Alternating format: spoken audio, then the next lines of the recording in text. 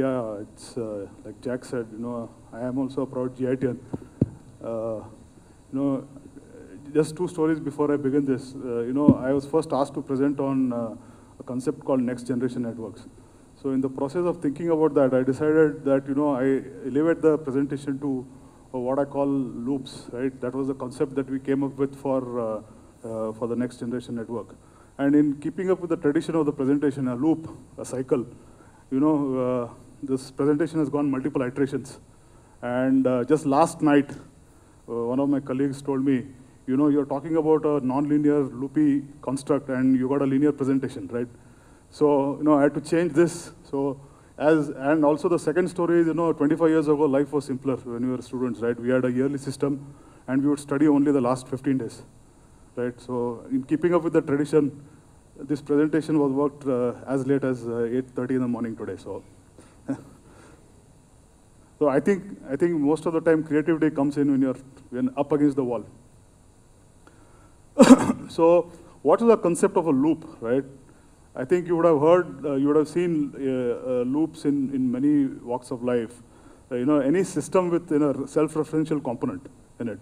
You have things like amplifiers, which I talk about later, where a feedback forms essential. So I'll try to distinguish between, a linear way of thinking and a loopy way of thinking, which I think is a fundamental aspect of every science that you can think of, from social sciences to engineering to philosophy and also to religion. And incidentally also football, I'll show you that. It should not be confused with a cycle. A cycle is something that repeats itself round and round, whereas a loop, in every iteration you get additional information.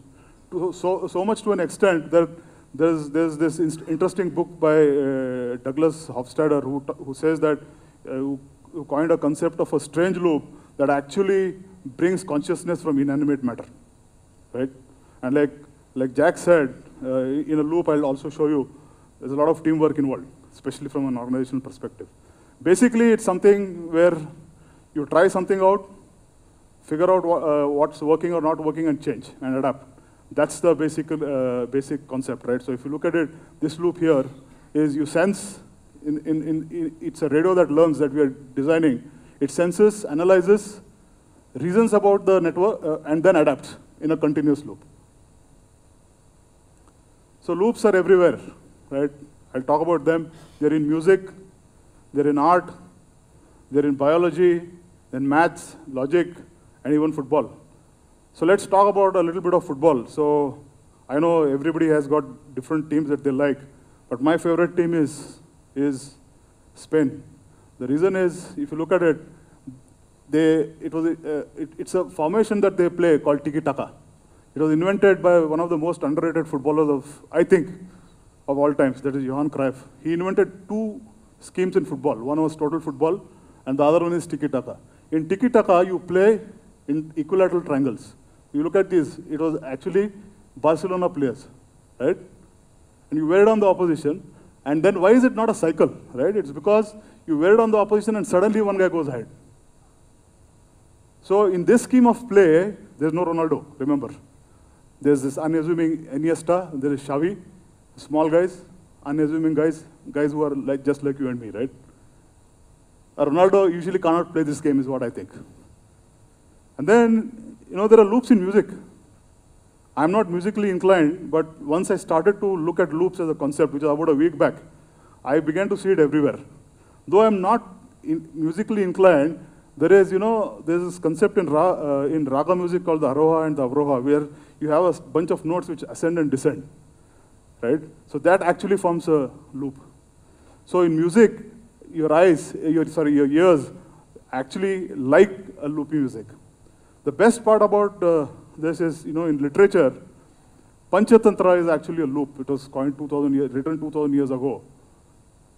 In Panchatantra, a character narrates a story, and then the character within the character narrates a story, and so on and so forth, and then it comes back to the main story. Right? That's a loop. In modern literature, I don't know how many of you have read Catch-22, but it's a phrase that came from a book. The phrase in English language wasn't around until the 1960s. Until Joseph Heller wrote that book. And I suggest you really read it. It elevates a paradox or a loop in literature to a first-class citizen. A sample from one of the many such catch-22 phrases in the book is he was asked to, all he asked was what, do their work, but beyond that they were free to do what they want to do. It's a paradox, right? A literary product. And also finally, in paintings, if you look at it, Escher, a Dutch painter, actually tried to get capture infinity, in a two-dimensional, three-dimensional portrait. So this is one of his classic paintings that actually shows, it's called the ascending and descending. You don't know, this whole bunch of people are ascending and descending. This whole thing is a loopy structure, right? So you got loops even in literature and in art. Now coming to loops in religion and theology, this is not a value judgment statement on any, but if you look at the Occidental religions, which are Abrahamic religions, and you compare them with Oriental religions that are the Eastern religions, and you map a mathematical, and from a topological perspective, and map a mathematical abstract to it, Christianity and Islam are linear line, right? You're born, you do something, you die, or you go to heaven, or you go to hell. Maybe I don't know much about it, but I think it's simple. It's a simplistic view. But in Hinduism, you got loops, right? It's a karma theory. You go on and on and on and on until you're liberated. So there is loops even in religion. Basically, also the concept of Maya is a loop in some sense because it's a quest for man's. It's a man's quest for determinism, where we live in a statistical world, and immortality, right? So death is part of this, and anything that doesn't die, I think, is cancer. So I deliberately put this allegory of Narasimha as a loop. I hope you know this. This is the Hiranyakashipu being killed by Narasimha. He had got a boon that he won't be killed by a man or an animal. He won't be killed at day or night. He wouldn't be killed on the earth or in the sky. So here Narasimha, neither man nor an animal. He is neither on the ground nor on the sky, and it's twilight. It's neither dark nor it is light, right? That's the beauty of this loop. And finally, Hofstadter's strange loops. I also suggest you read him. He has a theory where inanimate matter actually comes into consciousness or becomes animate through a concept of what he calls the strange loops. Most importantly, in biology these days, if you remember when we were in school, we had this concept of Lamarck's theory of evolution. Lamarck said basically that we don't have tails today because we didn't use them, right? What it actually means is that he's saying that evolution adapts to the environment, right? It lost ground in the early 18th century, and then Darwin's natural selection took over, right? Natural selection was for survival of the fittest. But now people are finding out, after the gene theory or the post-gene theory, that your whole body actually, or your whole, any animate matter actually adapts to the environment, which is nothing but a Lamarck's theory, right? Which is actually called Neo-Lamarckian theory. And if you look at also, a typical cell,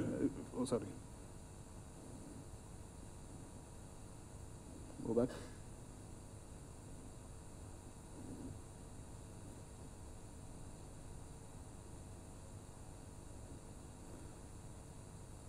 So sometimes in biology you also think of a vaccine. How is a vaccine for a snake bite generated, right? You actually take a bit of a snake poison and put it into your system. Why do they do that? That's because your cells adapt. Your body adapts to that, and then that's how it learns that, that's how it has to attack the venom or the poison in the body. So that itself is a loop, right?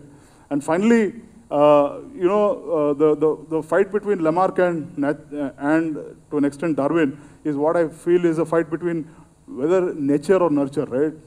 When you bring up kids, are they naturally gifted, are they naturally done, or are they nurtured?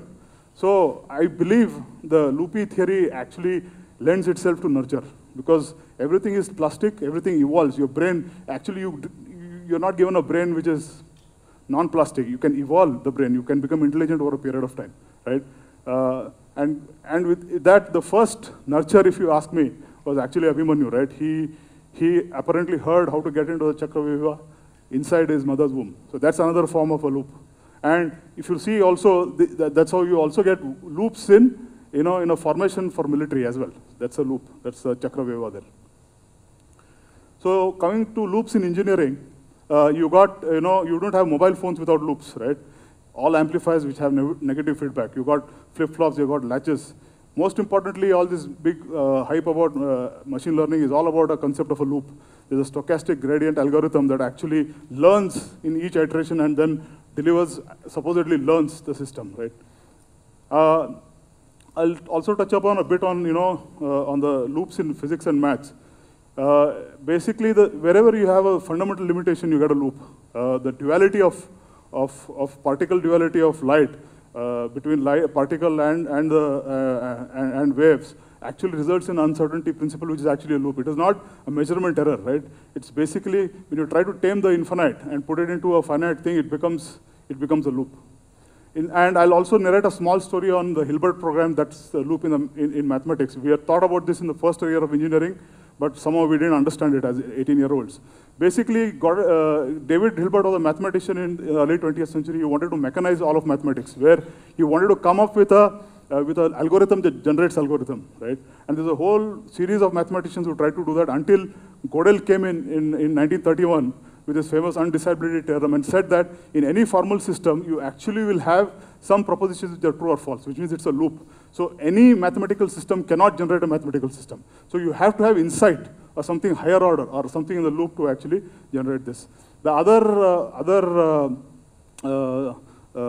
structures in maths are fractals and also the Mobius strip that you would have seen.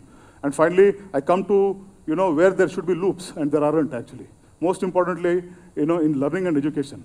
Do you think there's a loop in learning? There isn't, right? After first year, if you come back to first year, you're a failure, technically. So in the linear way of thinking, you go from first year to second year to third year and so on. In a loopy way of thinking, you loop. You could be sitting in first standard for about 20 years in real life and then suddenly get a double PhD, right? That doesn't mirror what you get in education. And I also want to narrate a small story on how we studied, in 1991, when we were in third year. As usual, like I told you in the beginning, we had just 15 days of study left, right, for the examination. So we evolved a scheme where we had a small group of people who sat together and studied and got their own perspective, right? And then, all of us put that perspective together and got in. That particular year, we had a very difficult paper, but all the people who were part of that group cleared. The next year, people who weren't part of that group actually didn't clear the examinations. So this is nothing but, in some sense, fancy stuff that's called Shannon's information theory, where it says that the more sources of information that you have, the better it is. So if you look at it, the way you study, right, today in an information-rich era is basically is completely archaic, because there's so many sources of information, and the more people who come and more perspectives you get, and you put those perspective together, gives you better better learning. Finally, why do they occur? So in the logical world, they are a direct implication of Gödel's theorem. Basically, what it means that anything which is axiomatic, a bunch of first principles, you derive some stuff, any formal systems, which most systems are. Most man-made systems are formal, right? They begin with a bunch of axioms, and then you go and do a whole bunch of theorems around that axioms. It exists. So Gödel has proven that. In the physical world, it's because reality is nonlinear. We are always taught in first year engineering that there's a linear world. The electrical engineers and the electronic engineers sweat all their careers to make the transistor linear. But linearity is a concept that's hidden very hard. But really, the world is non-linear, right? World is statistical. That's the problem. So in a statistical world, it's not an equation. It's not a closed form equation. You try something, you adapt, and you move on. Nature evolves like that. Products evolve like that, right? Also, people evolve like that. Finally, I believe that the world is multidimensional, and in fact, infinite dimensions. If you look at it, it's like taming the infinite. The infinity itself a loopy symbol, right? I don't know who came up with that symbol, but there are two loops in it. And finally, the whole idea of a loop, where and what it does to does to a network. the presentation itself that I came up from this idea that the network itself is a loop. So today's networks, the phones that you use, is standardized by a body in Europe that decides that there is 3G, 4G, or 5G. So the 6G, or the next generation network, is going to be a loop where the network learns on its own. So you will have a phone that will not be 4G or 5G. It just learns on its own, and it's ideal in that sense because today building networks is a very complex process. It needs a whole lot of billions and billions of dollars of investment to actually make a new network rollout. So this actually brings down that cost to almost minimal. So basically, anything that is cognitive is actually in some sense a loop. Thank you.